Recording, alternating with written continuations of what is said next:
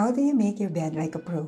You may have the cheapest mattress and bed sheets, but you can make your bed like a professional and feel like you're going to sleep on a hotel bed.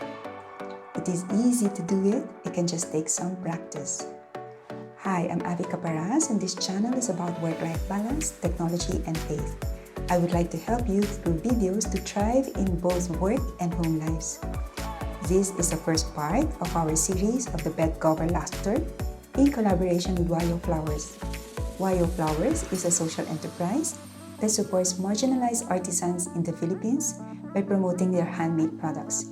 Recently, they branched out into passion for education to raise funds to help underprivileged girls get the gadgets and internet load that they need for online learning during the COVID pandemic.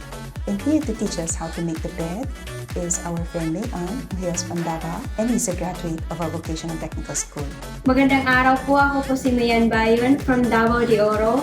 Ako po ay nag-aral sa Manila Center for Professional Development.